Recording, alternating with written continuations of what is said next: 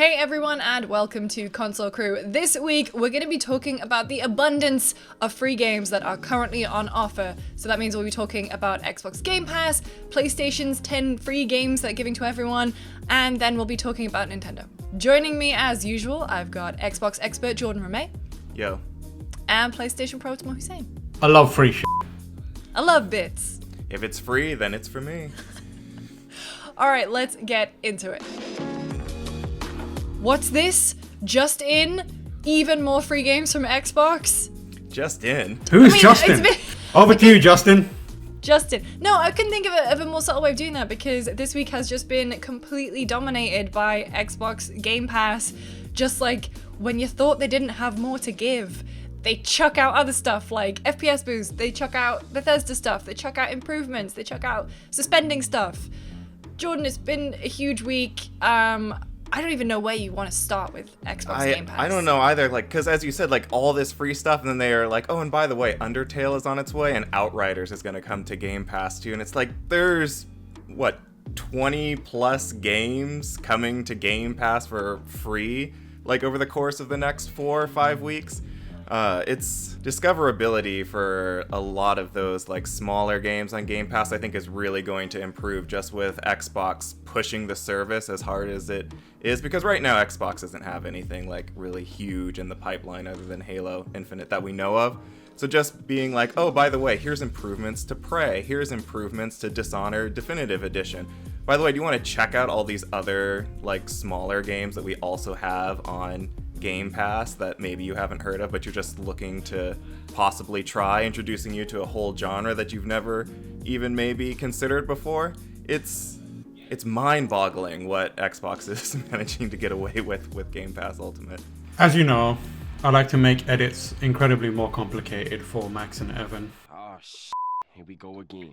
And so here we are. I think that this is an opportunity for us to, you know how everyone has the Gabe Newell Valve Steam sale image where he's like the Pope and there's just sales numbers Yes, everywhere? everyone has that. It's my desktop background. Yeah, everyone knows it. Everyone loves it. I think this is an opportunity for Console Crew to lead the way by creating a similar one around Game Pass for Phil Spencer. So, Evan, Max, I just added about 7 hours to your edit time. Well, I mean, that's the thumbnail for this week's episode. It's just Big Phil giving away games. But no, I mean, I honestly just looking at what's been coming to Game Pass, and honestly, my Twitter timeline right now has been all of these people just discovering Prey and Dishonored, and that fills my heart with glee because those anything Arcane makes is just wonderful, and I cannot wait for Deathloop. But it's people who've been sleeping on Dishonored. And now oh my god, this game's actually incredible. And now that it runs buttery smooth, it's the best gaming experience I'm having on Game Pass. I'm if you haven't somehow played Dishonored and you think it's up your street, you gotta play Dishonored 1 and 2. Some of the best gaming experiences in ever, I think. Dishonored 1 is amazing. Dishonored 2 is just a masterclass in immersive sims and open world or open sandbox design and stealth. I think as someone who's somewhat of a stealth connoisseur, it's Is that what people call you? Yes, it is true. It is pretty good. I was born. The nurse picked me up and looked at me and said, "That's a stealth connoisseur." My mum was like, "Oh, is he out?" I didn't realize. So, given the amount of stuff that is on Game Pass right now, and just more and more keeps getting added, EA, which is now on the PC version of Game Pass Ultimate 2, you've got Bethesda, you have indie titles, you've got Xbox titles. How do you find, discoverability on the service? Because I'm pretty impressed by it, honestly. I think firstly, I'd like you to rate my EA impression. Go on. All right, EA Sports. It's on Game Pass. Yeah, Is that Electronic Arts. Arts. Like that? Yeah. Contact Tam. If you need a stand-in, I'm here for you. I think discoverability kind of changes from place to place. EA, I think, I come to EA with more of a focus on what I want. I don't go to EA. I guess discoverability is kind of moot point on EA because I know there's vast swaths of that library that I have little to no interest in. I'm not looking for sports games that much. I'm not looking for driving games because there aren't any new ones right now. So I know what I'm getting out of the EA games for the most part, or if I go into their service, I'm usually like, this is the genre I need to go into. I think Game Pass is where discoverability becomes trickier because they have such a massive breadth of franchises, genres, and also just the amount of games on there is overwhelming. I think Microsoft, they really need to do better about curation, and I would love to see them start to do, I don't know if it does this right now, but I would love to see them take a page out of Netflix's book and No, they do that. If you go through, it's like for families. I know. I mean, like Netflix kind of pays attention to what you watch and what you like, and then it's like, hey, have this game. This is good. Curated for list, you. In that case, basically. it does not do that because I just went on Yeah. to like double check, and the first game it recommended to me was like a FIFA, and I have never played a FIFA game on my Xbox account. I think there's a lot of opportunity. No service does like custom recommendations well. I think Except for TikTok. I mean, like if someone can figure out the TikTok algorithm and make it work for like streaming games and marketplaces, that's going to be We just $1 million convinced idea. Microsoft to buy TikTok. Big Phil, buy Wow, TikTok. we've gone back in time to last summer. Steam tries, but it's like there's so much garbo on Steam that when it does, it knows what you want, and then it'll give you something that's pure trash, and it's like, put this is in your field, and I'm like, yeah, I know it's in my playground, I know I like this, but this specific thing is awful, and you've recommended it. None of the others do that really well. I think the weakest of them is PlayStation because it doesn't even feel like they tried. They have the standard like old school, the shop, the PlayStation Store, which is segmented in various ways, and you can find what you need. But usually when I go there, I'm either going to the PlayStation Store for the Plus section to search for something, or there's a specific sale area that I go into. Yep. Beyond that, I'm not going in there and being like, wow me. And it's not gonna. Wow me. Hey, wow me. I mean, Entertain me. You can only get, if you want to be wowed, you have to go to Battle.net, otherwise you're not getting it. oh my god. It's funny you say that about the PlayStation Store because I genuinely get my recommendations on what to buy through seeing people tweet about stuff. Like, I use my PlayStation pretty much every day, and I just don't ever really tab over to the store and browse it. I just look at, it's actually usually the PlayStation Twitter account posting what is new. It's not within the console for me. And also the fact that, you have to consider spending money. I just don't. I'm very much more specific and blanket, I guess, when I go to the PlayStation Store. I just immediately search for what I want and buy it and get out. Whereas I just went on Game Pass just to see what the layout was like. It's been a couple weeks and it updates all the time.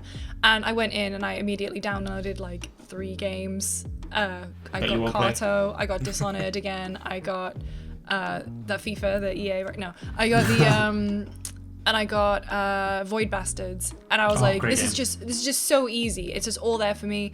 I totally agree with your point that I wish it was more curated. Like the FIFA thing really threw me off because I was like, no, I've never played a FIFA game. Why would I like this? Some of it comes from like deals, marketing. Oh yeah, deals it'll and that be kind of stuff. Yeah.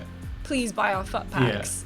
Yeah. But there is like, I feel like there's not a disservice, but I feel like you're not making the most of showcasing developers and their games. That I feel like it'll be a good idea because it lets you grab titles that a lot of people play, things that aren't the big AAA blockbusters, and they can recommend it and be like, this is cool, I like this, and that would be a great opportunity to empower and mobilize your users to kind of say this is a good game and put that in front of other people. Because if I know like, oh, there's Lucy and I play, or Jordan and I play the same kind of games, and if he recommends it or you recommend it and that gets pushed to me, that will be amazing, because then I know, oh, like if Lucy liked it and Jordan liked it, then the algorithm clearly is like, hey, these your friends like these and you play the same games together, so maybe you should try it. There's also a weird cultural discoverability though with Game Pass, even with the AAA games. Like my roommate the other day, like I walked into the room and he's like, oh yeah, I'm just trying Morrowind because it's on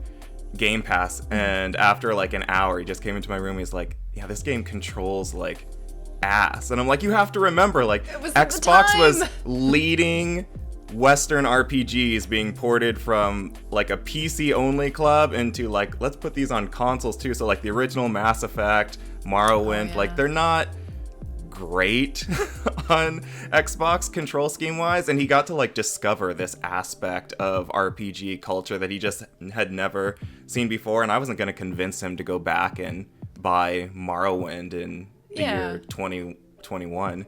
The year of our Lord 2021, popping down to buy Morrowind. Quickly before we move on to discoverability and stuff, I did want to raise a point that, like, Tam, you mentioned there, like, you want to know what your friends are playing. Nintendo actually does this pretty well. Nintendo, if you look, and it says like trending with friends, and so I can see a bunch of people are playing Bowser's Fury, a bunch of people are still playing Animal Crossing, and so I would love that aspect to go in, to be more prominent in Game Pass, because I think that would be a really cool way to discover things just based on what your friends are doing. Because otherwise, I mean, I suppose you have to go into people's profiles or game clubs to see what people are really doing. It's not just like on the main screen for you. You have to purposely spy on your friends. The game doesn't do it for you. But Jordan, to your point about your roommate playing Morrowind, and this is a big question, and I'm going to go on record. I think Game Pass is one of the best things to happen to video gaming in like the last 10 years. I think it is an incredible service. I know, a spicy take. People getting free games and like helping out developers with discoverability. It's a spicy take, I know. But do you think that offering people so much choice with seemingly like no barrier to entry, like people are going to be dropping off games faster because they just have, like, in one way it's a good thing because people aren't, I guess, paying all that money and then not enjoying a game, but do you think it's going to have a detrimental effect on people finishing games? Like, people don't finish games. The thing that I struggle with is if I'm not having fun, or if I'm not engaged when I get with a game, I very quickly become aware of, one, the time I'm spending playing it, and two, the other things I could be doing that would bring me some sort of joy. That happens a lot today, and I think there's quite a few games where I know that I've played it and thought, not for me, and then I've been like, but I'm going to give it a few more hours and see where I go. Mass Effect 1 being one of them. Yeah. Like Mass Effect 1, first time I played it, I was like, I'm not into this, but then I kind of stuck through it and came back to it a few times, and I was like, oh, I see what's going on here, and I get it. And my worry is there might be some games that have a kind of, a ramp-up cycle to being brilliant, but people, because of the way they're conditioned and trained to have all these games at their fingertips and not really, pledge themselves to something to really discover what it is. It could mean that certain games, the experiences are being kind of abandoned before they've had the opportunity to get good.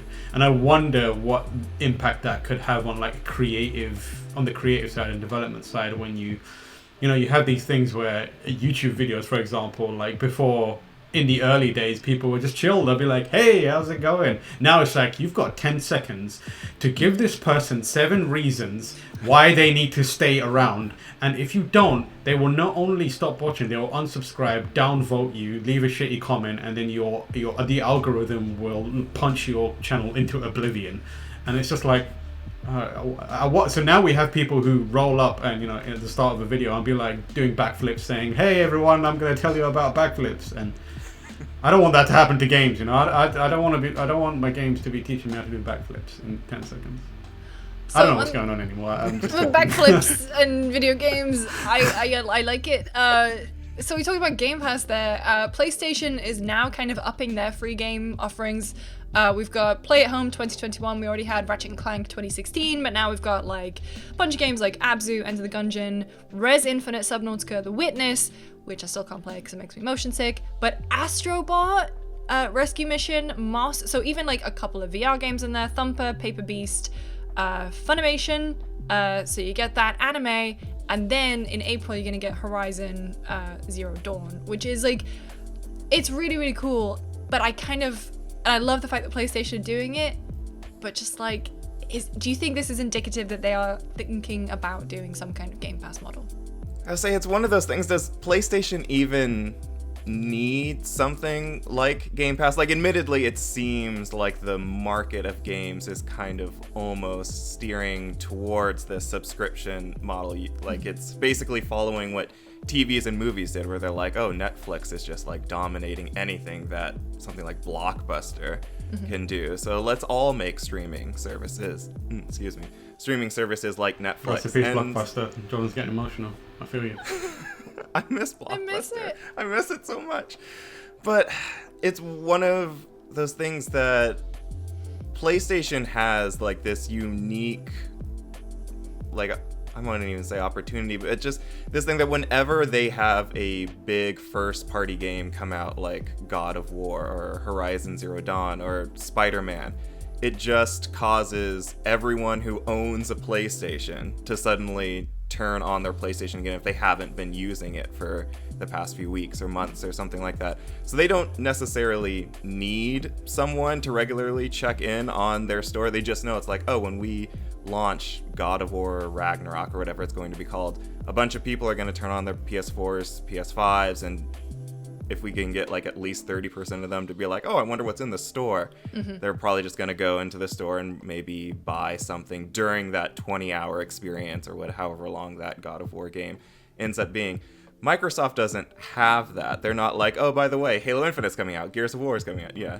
So, I mean, I don't know if I can see PlayStation doing that straight away. I can definitely see them doing more offers. Like, for example, if God of War does come out this year, I can see them giving...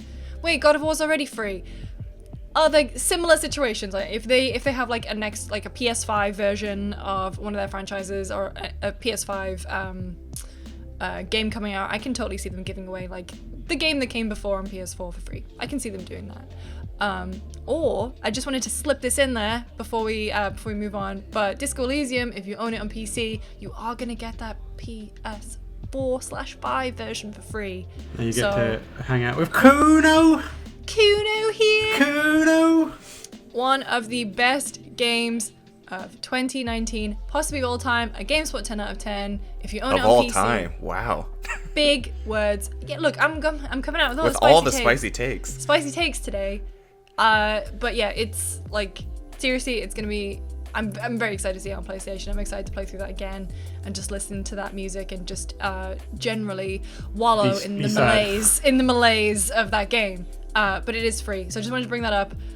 Nintendo is a weird one within the context of like the free game conversation, because outside of Switch Online and giving away NES and SNES, that's right, I'm British. I'm not gonna say it how you all it's say NES and SNES. NES and SNES are just make it full. easier and say NES and SNES. So much Those more are fun to not say. words. They're not, they're acronyms. It's fine. You say things like Do you pronounce your full acronyms for everything? Yeah. I'm trying to desperately think of an example. Yeah. I guess you guys do say American BAFTA. football. You guys do say BAFTA. American football Yeah, run BAFTA. by the Niffle and The the basketball, the Nabar. Nintendo, outside of the free NES and SNES games on Switch Online, they're not really known for just like giving away free stuff as much. Yeah, not exactly benevolent with their free gifts, are they? So it's kind of weird. And we did that video a couple weeks ago about what we want to see from Switch Pro, and one of the things we were talking about was definitely want to see something on Switch Online where they're bringing things like Wii games, 3DS. Obviously, it's difficult. There has to be porting work done. There has to be stuff behind the scenes. I'm not just saying, hey, put Wii games on Switch, like put Wii games on the SNES, Nintendo. But it would be cool to see Nintendo and Sony take more of a leaf from Xbox's book. That's a weird phrase. Give us some free games, Nintendo. You Just can a afford few. it. A You handful. can afford it. Just give some free games. I mean, considering that they won't even knock like Breath of the Wild under like $40. Yeah. So Yes. Nintendo's thing is, and how it has always been, to like double down on the value of games. Yeah. Like by discounting things and giving it away from free, the mentality is like, we devalue it for the people who have purchased it and that kind of business, which is, I think, a very narrow way of looking at it. But at the very least, like, chuck some discounts in there, man. Come on, every now and then, like, Gives mates rates. yeah. Please, Nintendo. Base rates, and if you're gonna give us a free game, just do it unequivocally. Don't be like, this free game has a countdown timer of 1 day on it, and if you don't buy it, you're done. If you don't get it, you're done. And then we're going to delete it from your hard drive even if you do buy it. Yeah. Anyway, we've been talking about free games for a long time. Let us know. We brought up some interesting points about, like what Game Pass and free games does for the people out there like finishing games? Are you finding yourself finishing games less now that you have more access to free games, or more often because you have more games to finish? Let us know in the comments below.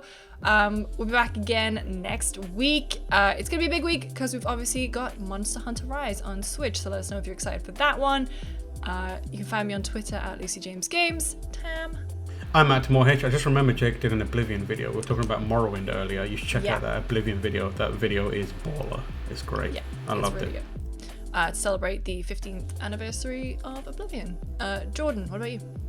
Find me at JMRame. Please download Game Pass and play Eichenfell. Do it, do it, do it, do it. Best soundtrack of last year. Best soundtrack, easily, by a country mile. Damn. In a year that had Hades saying it was best soundtrack. Persona 5 Persona 5 Persona Royal, 5 Royal yeah. too.